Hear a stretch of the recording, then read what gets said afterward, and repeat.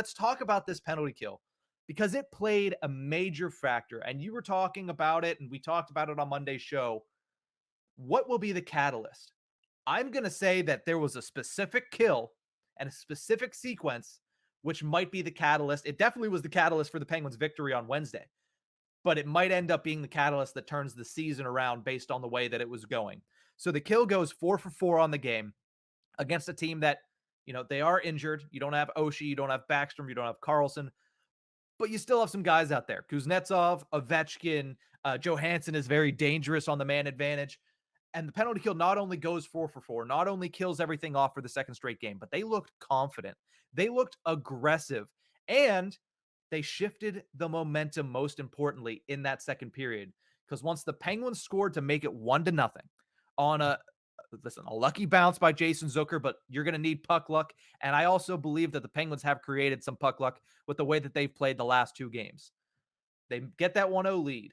Alex Ovechkin takes it upon himself to start playing very, very physical, very clean, but very physical to try to get his team back in the game. And guess what? It resulted in a power play because he blows up Jan Ruda. Ruda takes the retaliatory penalty. Caps go on the power play. Ovi is doing exactly what he needs to do.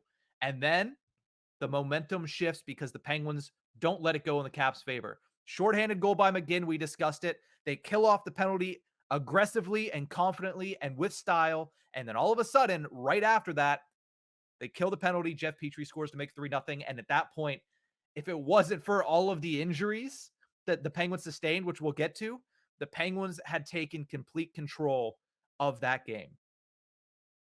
They had. I'm trying to pull up the numbers on how many, because the penalty kills seem to have just damn near shut the Capitals down, which is hard to do when it's the Washington Capitals. Yeah, it's not the same lineup we're used to seeing, but we were able to really get on top of them. And I mean, they had one, two. Oh, wow, they also only had 2 shots on goal for all of their power. So it was an ugly night for both power plays.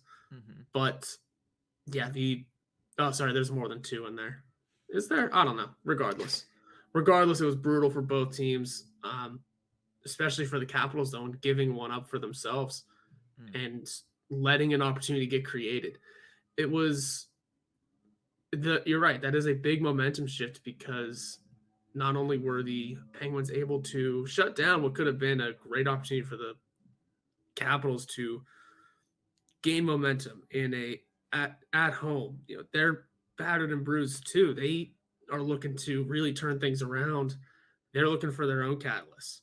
It was good for the Penguins to shut them down at that time and make sure they built momentum back into their favor. Mm-hmm. And with that, I mean, the Penguins now, the last 2 games, they're 7 for 7 on the penalty kill. You got Jeff Carter back. I thought Philip Hollander on the man disadvantage looked really, really good out there. And I thought the defense played well, in particularly too.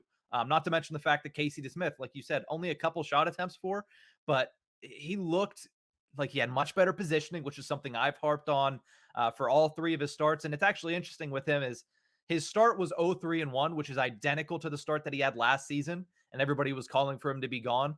But his save percentage and his actual numbers are way better than that.